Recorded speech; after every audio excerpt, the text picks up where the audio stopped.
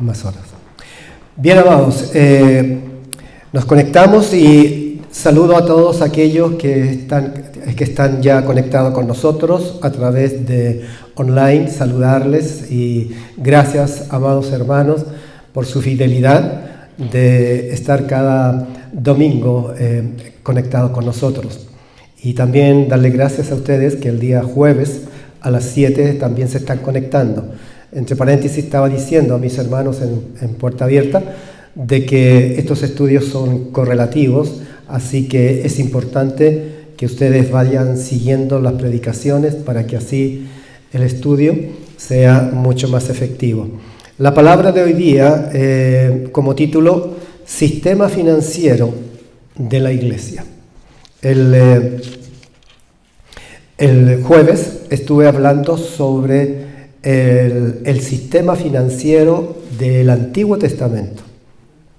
Y hoy vamos a seguir con el sistema financiero de la Iglesia. Y ya les digo, hoy día no termina, porque el sistema financiero de la Iglesia está relacionado en el primer siglo de la Iglesia primitiva, la Iglesia que está en el libro de Hechos de los Apóstoles, pero nos va a quedar pendiente sistema financiero que ahora, en este tiempo, se está aplicando. ¿Me entienden? Y ahí vamos a ver que hay diferencia, por eso que hay confusión, por eso que ustedes deben estar escuchando a través de las grabaciones en online diferentes explicaciones y hay una confusión. Entonces vamos a tener el orden. La palabra con que vamos a comenzar empieza en Hebreos capítulo 7 versículo 1-4. Es para poder engancharme con lo del jueves. Porque este Melquisedec, rey de Salem, sacerdote del Dios Altísimo, que salió a recibir a Abraham, que volvía de la derrota de los reyes, y le bendijo, a quien asimismo dio Abraham los diezmos de todo, cuyo nombre significa primeramente Rey de Justicia y también Rey de Salem, esto es, Rey de Paz. Y también, bueno, ya lo dije, es Jerusalén. Miren las características de este rey. Este rey, hermanos, hoy día voy a tocar algunas cosas, pero tendré que explicarle más. Bueno, vamos a tener el próximo jueves. Y yo les sugiero, si quiere revelación de punta, fíjese en este personaje. Dice, entonces, ¿a quién asimismo Dios dio a Abraham los diezmos de todo, cuyo nombre significa primeramente Rey de Justicia? ¿Les trae a la memoria algo? ¿Quién tiene esos títulos? Ya, Rey de Justicia y también Rey de Paz, esto es Rey de Paz.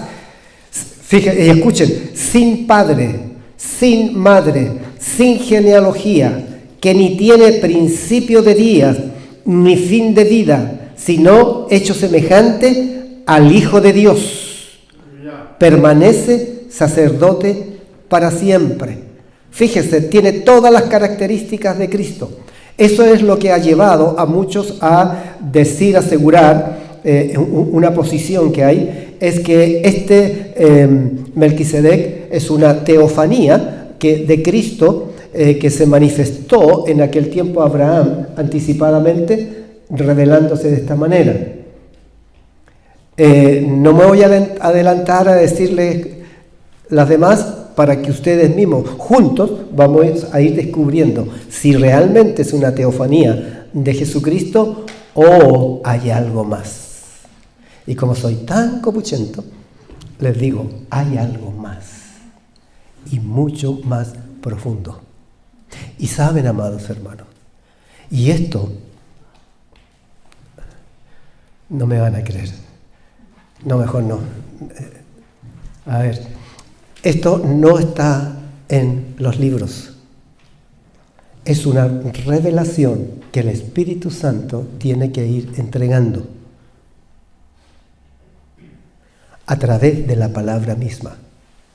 Es algo muy, muy interesante. En la mañana, en la madrugada, desperté con mucha tos, en mi garganta.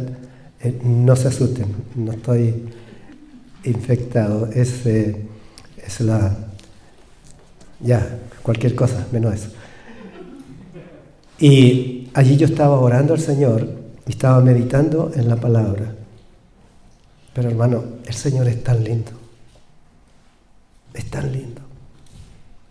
Y ahí me empiezan a encajar unas citas bíblicas que empiezo a percibir y empiezo a calzar. Pero ¿sabe por qué vino eso? Porque ayer, en un recreíto que el pastor Isaías tuvo allá está aquí en Florida, y me llamó. Vale, yo no estaba en el retiro. Sí, me dijo, es que estoy aquí, me dijo, y un recreíto, y quería conversar contigo. No fueron más de 2 minutos.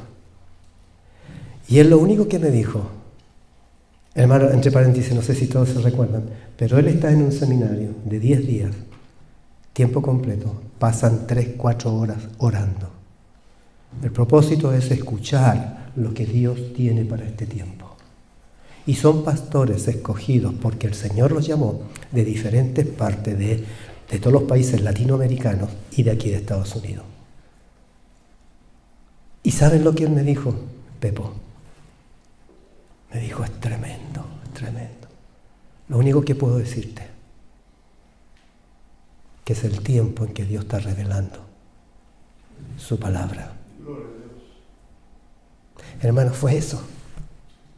Y cuando yo estaba en la mañana con esos problemitas, ¿saben que empecé a entender cositas de estas? Y ya, el jueves probablemente ahí voy a compartir. Bien, ¿dónde voy? ¿Ve? Sí, por eso que no me puedo, si no me desvío. ¿Dónde vamos?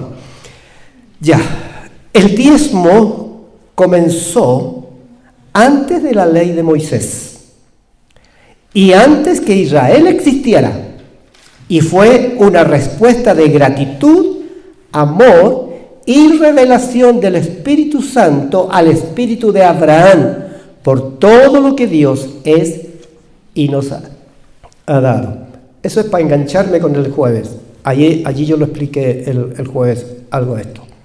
Abraham es la primera persona que diezmó, y lo hace nada menos que al rey y sacerdote Melquisedec. La iglesia del Nuevo Testamento. Malaquías.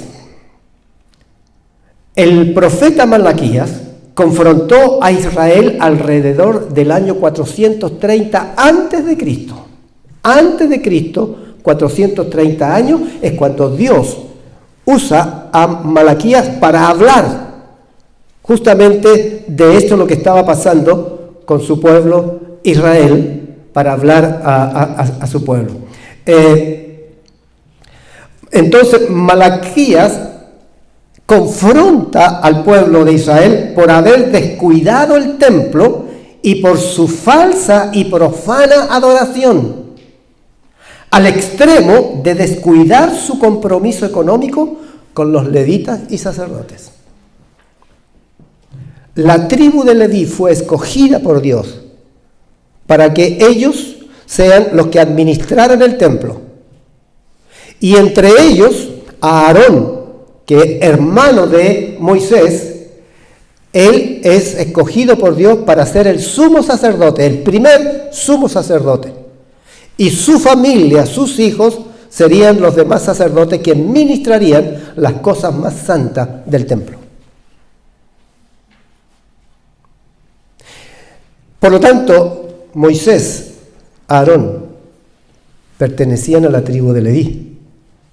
Dios da orden a las demás tribus que diezmen a la tribu de Leví para que así ellos puedan sostenerse. Porque ellos no recibieron herencia. Cuando Dios repartió la tierra, cuando Moisés repartió la tierra prometida, dio ciudades y terrenos a todas las tribus, menos la tribu de Leví no tuvo herencia. Lo único que recibió fue ciudades, casas, pero ellos no tenían terreno para sembrar ni para criar animales, probablemente la gallinita, para tener huevitos, cosas así nada más, pero muy poco. Entonces ellos vivían dependientes de ya, eso fue el jueves. Malaquías 3:10, ¿qué dice? ¿A dónde lo tengo? Ya lo sabemos de memoria, ¿verdad?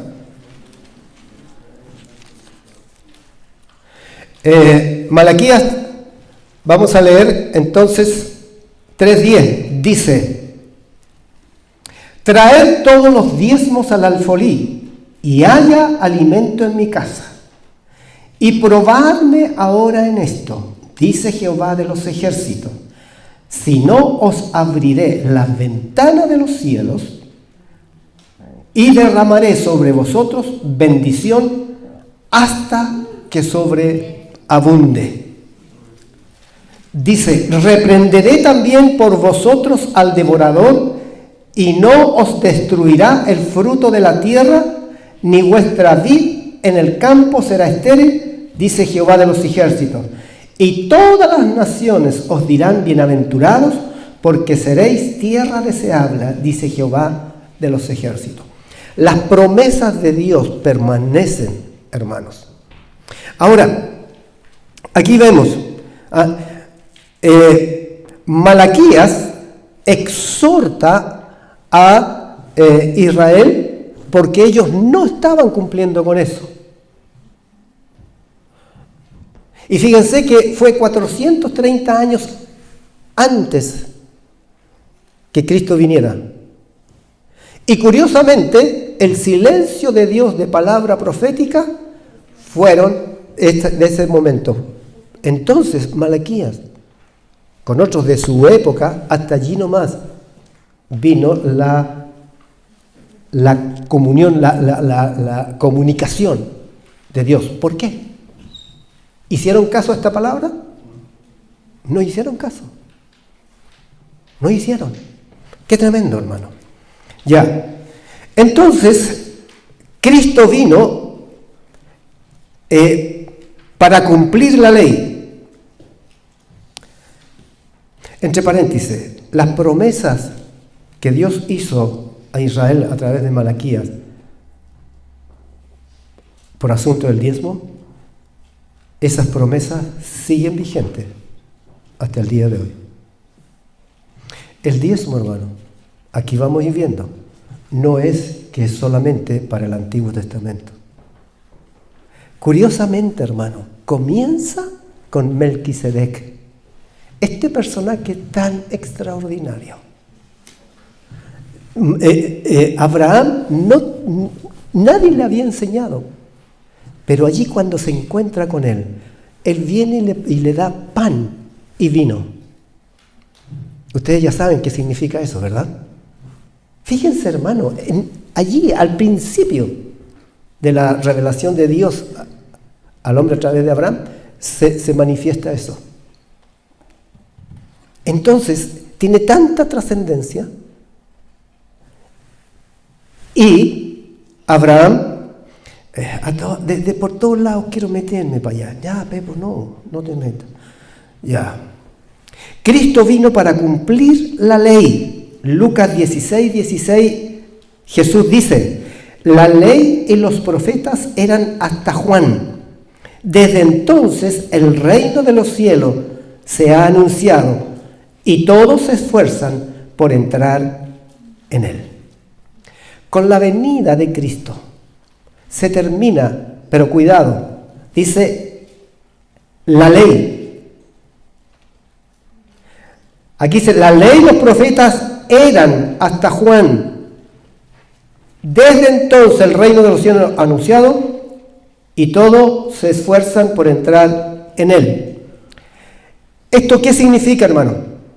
Que entonces con la venida de Cristo se da término al tiempo de la ley en cuanto a sacrificios de animales, ofrendas y sacrificios relacionados con expiación y perdón de pecados. Y se daría comienzo de la predicación del reino de Dios que ha llegado. ¿Me entendieron? Lamentablemente, rápidamente muchos piensan, se acabó la ley. Ya la ley no corre y tengo mi público. La ley no se acaba, hermano. Lo que se acaba es todo lo relacionado con los sacrificios y las ceremonias y todo lo que tenía que ver con el perdón de pecados, la santificación a través de animales, a través de sangre derramada de animales. Cesan los sacrificios,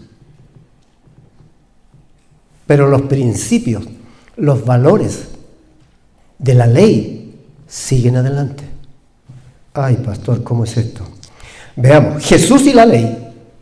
En Mateo 5, 17 y 18 Jesús dijo: no piensen que he venido para abrogar, es decir, anular la ley o los profetas, sino que he venido para cumplirla, porque en verdad les digo que hasta que pase el cielo y la tierra, ni una jota ni una tilde pasará de la ley, hasta que todo se haya cumplido. ¿Quedó claro? Ya. Y para asegurar más, en Hebreos 5:10. Y aunque era hijo, por lo que padeció, aprendió la obediencia. Y habiendo sido perfeccionado, vino a ser autor de eterna salvación para todos los que obedecen. ¿Para quién? Eterna salvación para los que creen en Él y le obedecen. Y fue declarado por Dios sumo sacerdote según el orden de Melquisedec. Wow, aquí otra vez se introduce, hermano, este tema. Bueno, ya voy a hablar un poquito de esto porque está en el papel. Ya. Melquisedec era un sacerdote del Dios Altísimo. Se considera que él sigue siendo sacerdote para siempre. Escuchen. Se considera que sigue siendo sacerdote para siempre, porque no hay registro de que su sacerdocio haya tenido principio ni fin. O sea, hay teólogos que dicen, no, Melquisedec no es una teofanía de Cristo, una aparición de Cristo, así como en el desierto cuando dice que la piedra que Moisés golpeó era Cristo, en 1 Corintios 11 habla de eso, y dice que justamente por eso que Moisés no entró a la tierra prometida, porque él tenía que hablarle a la piedra. Ahí había una teofanía. Y eso, hermano, qué tremendo. A veces nosotros podemos cometer errores tan graves. Que yo no sabía. La ignorancia no te libra de ciertas consecuencias. A Moisés le costó no entrar a la tierra. ¿Entienden? Entonces aquí, Melquisedec dice, fue un sacerdote de Dios en Salem, Jerusalén, mucho antes que existiera la nación de Israel y comenzara el sacerdocio levítico.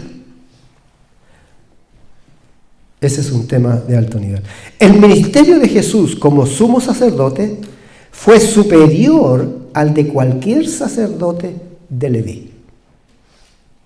Todos los sumos sacerdotes que después vinieron de Aarón tenían que ser hijos de Aarón, de la tribu de Leví. Entonces, ya que el ministerio de Jesús como sumo sacerdote fue superior al de cualquier sacerdote de Leví, ya que el Mesías fue un sacerdote de una orden superior. ¿De qué orden? De Melquisedec. Melquisedec pertenece a una orden superior de sacerdotes. ¿Qué es lo que ahí está dando a entender? ¿Saben? Yo siempre les digo, hay perlas preciosas que tenemos que aprender a sacarlas. Pero esta, hermano, no es una perla, es una pepa de oro.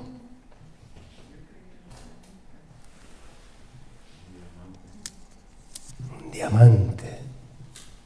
Amén. Porque aquí la palabra nos está hablando de una orden sacerdotal y real de intercesión. ¿A cuánto le gustaría pertenecer a eso? ¿Cuánto costará ser parte de eso? Escuchen con los oídos del Espíritu. Nosotros, los redimidos por la sangre de Cristo, transformados y santificados por el Espíritu Santo, pertenecemos a esa orden sacerdotal. Gloria a Dios. Primera de Pedro 2:9, ¿qué dice? Mas vosotros sois linaje escogido, real sacerdocio, nación santa, pueblo adquirido por Dios, para que anunciéis las virtudes de aquel que les llamó de las tinieblas a las luz admirable. Aleluya. Hermanos,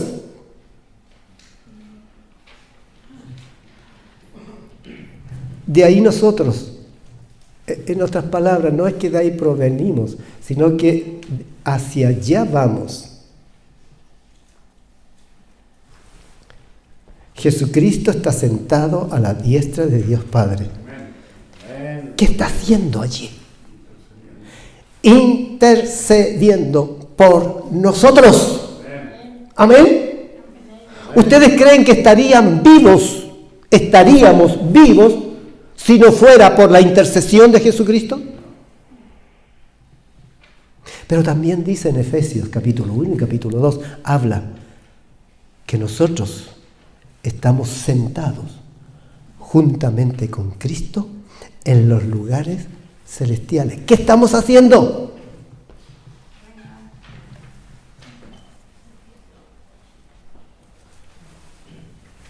Intercediendo. Cuando tú oras, hermano, cuando tú oras y tu oración es en el Espíritu y tú trasciendes, te levantas, llegas al monte de Sión que hemos estado estudiando. Amados hermanos, en el Espíritu nosotros estamos intercediendo por aquellos que estamos llevando en oración. ¿Aló? Hay tantas cosas, hermano. Ya, me salgo.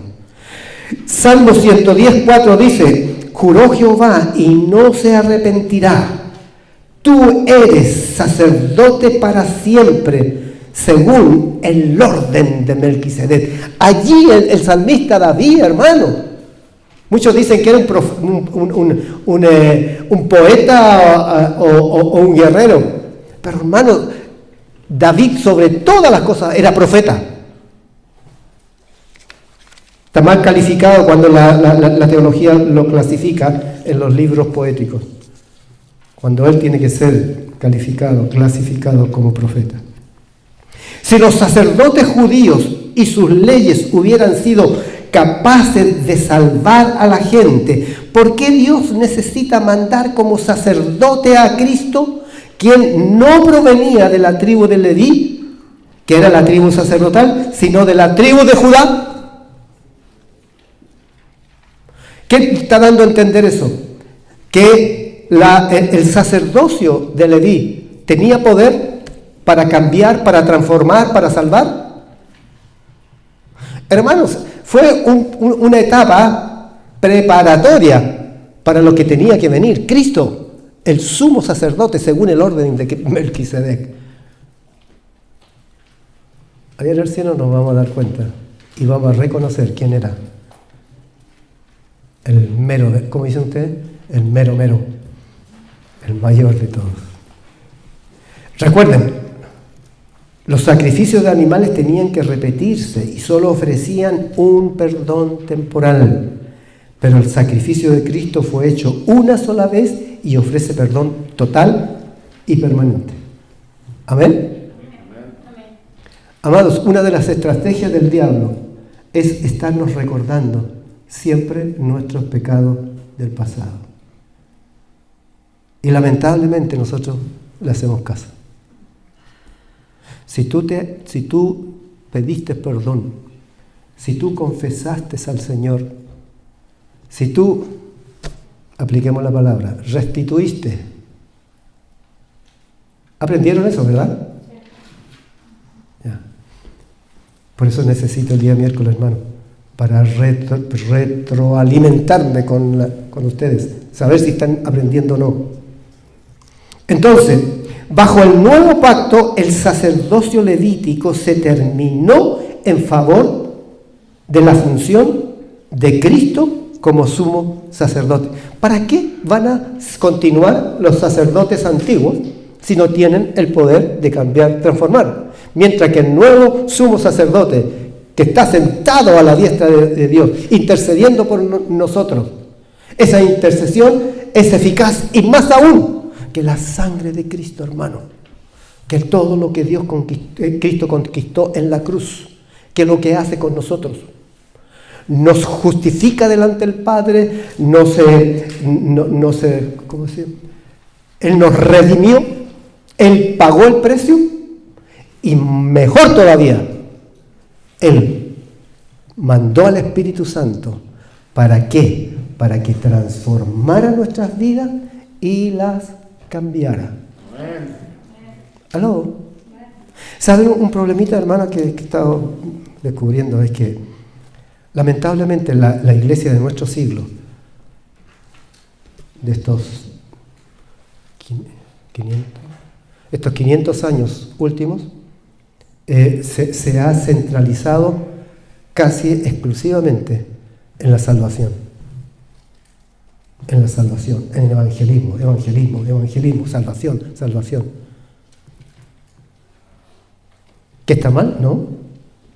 Pero que Cristo no es solamente salvación, es transformación, regeneración, santificación. ¿Aló?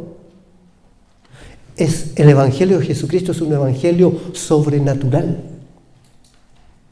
Y eso lo vamos a ver cuando veamos la iglesia actual. Ya. Bajo el nuevo pacto, el sacerdocio levítico se terminó en favor de la función de Cristo como sumo sacerdote.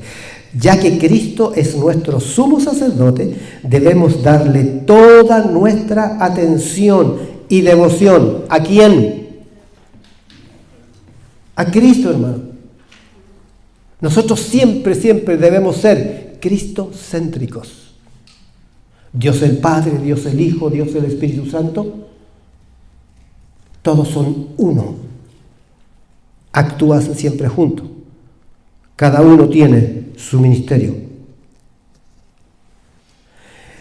Entonces, ya que Cristo es nuestro sumo sacerdote, debemos darle toda nuestra atención y devoción a Él. Ningún pastor, líder o amigo cristiano puede sustituir la obra de Cristo y su función en nuestra salvación.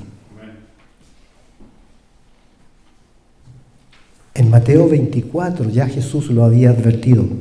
Miren que nadie los engañe, porque vendrán muchos en mi nombre, diciendo yo soy el Cristo, y a muchos engañarán.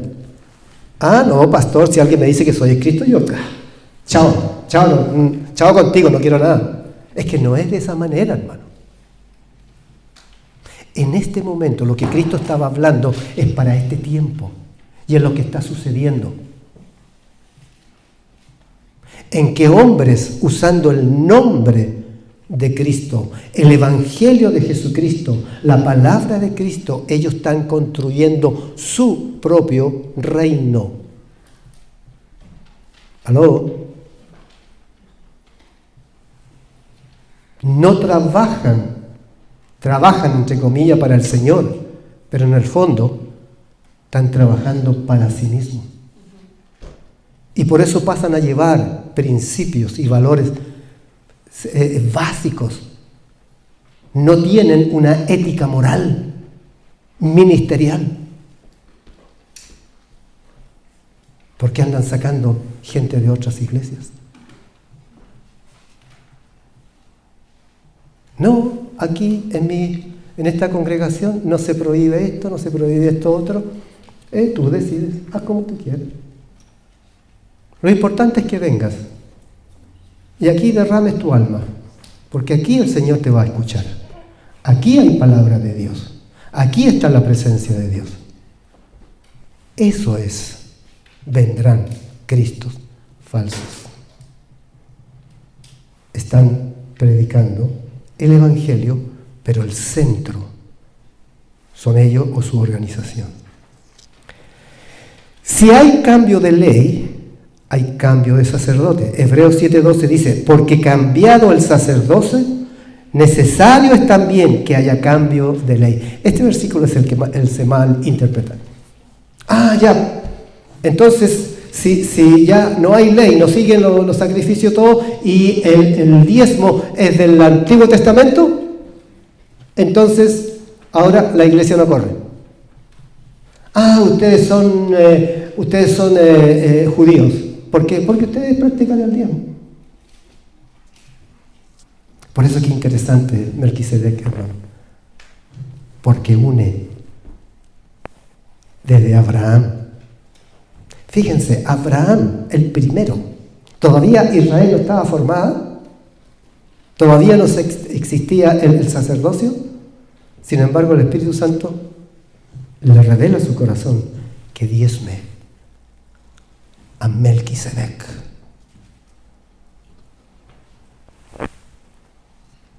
Ay, Señor.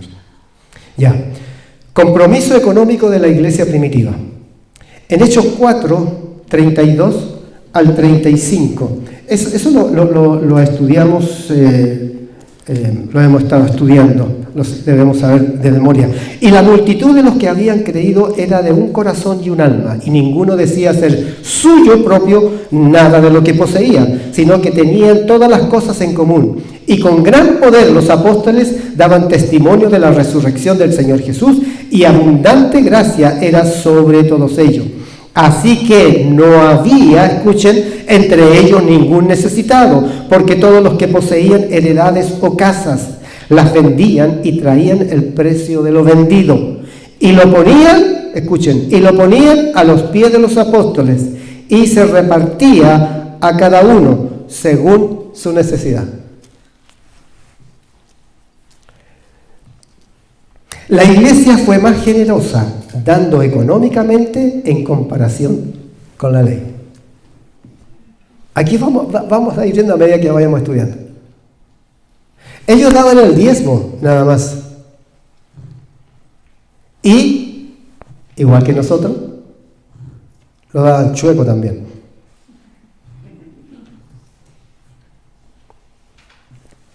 Pero aquí la iglesia, ellos eran más generosos. La iglesia fue más generosa dando económicamente en comparación con la ley. ¿Por qué? Porque la iglesia ya no tenía animales que sacrificar para el perdón de sus pecados, lo cual tenía un costo económico, ¿sí o no? Hermano, un animalito para sacrificarlo y durante el año las aves y todas aquellas cosas tenía un costo. Y además lo que tenía que ofrendar a los sacerdotes y a la tribu de Leví. También porque la iglesia ya no llevaba sus diezmos al templo físico judío, sino que a los apóstoles. Piensen un poquito en eso, hermano.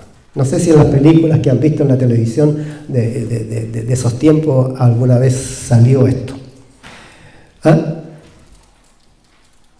¿Se imaginan por qué estaban tan rabiosos los sacerdotes, los fariseos, los saduceos, por el cristianismo?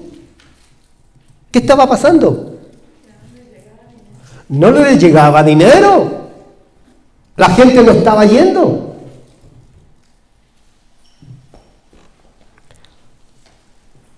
Se nombraron diáconos para administrar la ayuda diaria a las viudas y a los huérfanos. Vayan viendo, los dineros que ellos traían lo ponían a los pies de los apóstoles. Allí se hacía una ayuda de misericordia diariamente a las viudas, a los huérfanos, a los desamparados, es decir, la extrema pobreza. A esos ellos ayudaban. Y se recuerdan que leímos algo en el capítulo 6, de hecho, de que las viudas de los griegos se quejaron contra los apóstoles porque la ayuda se canalizaba hacia las judías, las viudas judías, y no a las griegas. Y por eso que nombran a los diáconos. Ya, otro tema. También en la iglesia, el compromiso económico de la iglesia primitiva, hacían ofrendas especiales para ayudar a los hermanos necesitados de otras provincias, de otros países. En Romanos 5, 25-26 dice: mas ahora voy a Jerusalén para ministrar a los santos, porque Macedonia y Acaya tuvieron a bien hacer una ofrenda para los pobres que hay entre los santos que están en Jerusalén. ¿Y cómo les alcanzaba tanto, hermano? ¿De dónde sacaban tanto dinero? Eso nos demuestra que no daban solamente el diezmo. Y lo otro, en comparación de ahora, en este tiempo, ellos no tenían que mantener un templo. No tenían que construir un templo, no tenían que mantenerlo. ¿Se gasta plata ahí? Hasta el día de hoy, nosotros no hemos podido construir nuestro templo, tenemos el terreno. Entre paréntesis, me llegó una carta que lo compran. Tan. Ni las cosas que hablo. Ya. Entonces, hacían ofrendas especiales, como dije. En Romanos 5, 25, 26, más ahora voy a Jerusalén para ministrar a los santos. Fíjense la forma que él se expresaba de la iglesia. A los santos. Porque Macedonia y Acaya tuvieron a bien hacer una ofrenda para los pobres que hay entre los santos que están en Jerusalén. Ya, el concepto de diezmo se canalizaba en la obra pastoral y misionera de los apóstoles y ancianos dedicados al ministerio de tiempo completo. Ya, desde ese tiempo, hermano, los apóstoles, ellos, al principio, lógico que ellos estaban viviendo de sus propios medios que tenían, pero el evangelio empezó a crecer tanto que ellos no tenían tiempo para trabajar. Pablo construía carpas, que parece que era buen negocio en ese tiempo, y él no, cuando la iglesia todavía no se encauzaba en eso, él trabajaba, pero después dejó de trabajar. En 1 Timoteo 5, 17 y 18 dice: los ancianos, escuchen, los ancianos que gobiernan bien sean tenidos por dignos de doble honor, mayormente los que trabajan en predicar y enseñar. Pues la Escritura dice: no pondrás bozal al buey que trilla, y digno es el obrero de su salario. Y Gálatas 6:6 dice: los que reciben enseñanza de la palabra de Dios deben proveer para las necesidades de sus maestros, compartiendo todas las cosas buenas con ellos. ¿Aló? ¿Está quedando claro? Este principio lo ilustra el apóstol Pablo en 1 Corintios 9, 13 al 14. Estoy terminando, hermano. Dice, ¿no sabéis que los que trabajan en las cosas sagradas comen del templo y los que sirven al altar, del altar participan? Así también ordenó el Señor a los que anuncian el Evangelio que vivan del Evangelio. Ya, Francisco, ¿escuchaste?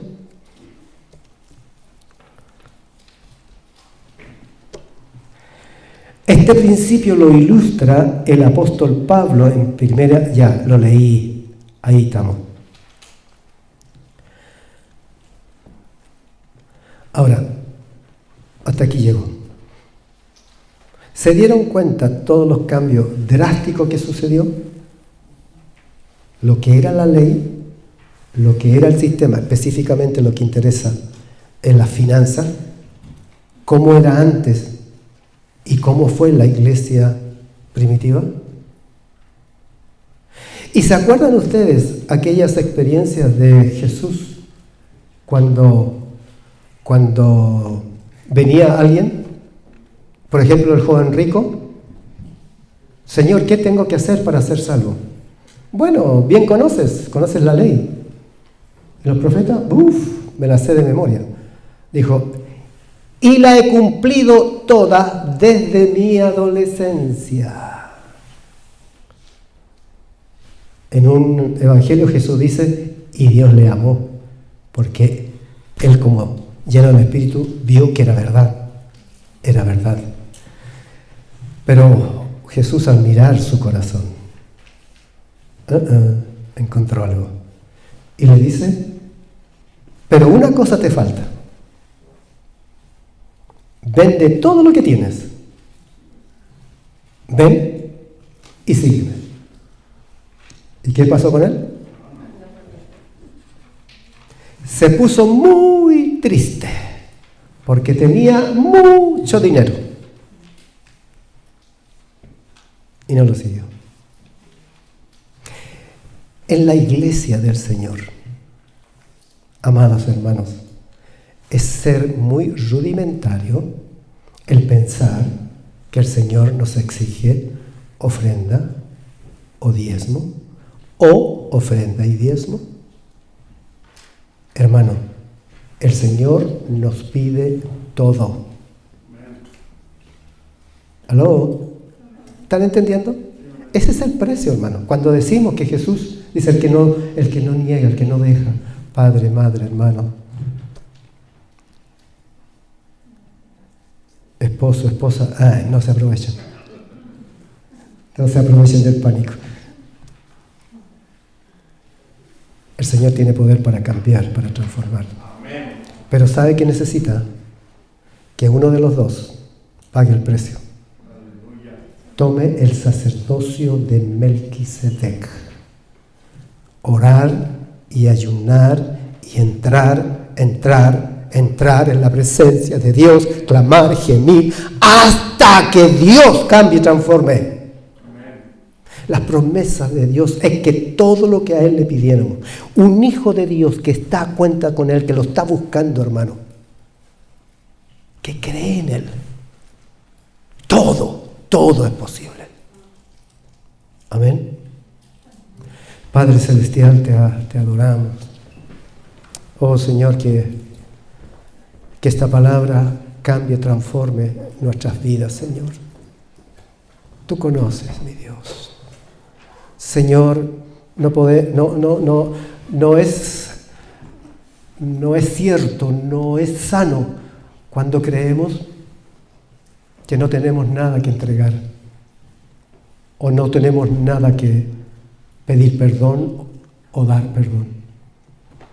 Mientras estemos en este mundo le pertenece al maligno. Las tentaciones, todas aquellas cosas seguirán. Señor, pero Dios, nosotros confiamos en ti y esperamos en ti. Tú eres el que cambia, el que transforma, Señor. Señor, perdónanos si te hemos sido infieles. Señor, cuántas veces nosotros queremos vivir a nuestra manera, queremos hacer las cosas a nuestra conveniencia. Y eso se ve muy fácil, Señor, en las finanzas.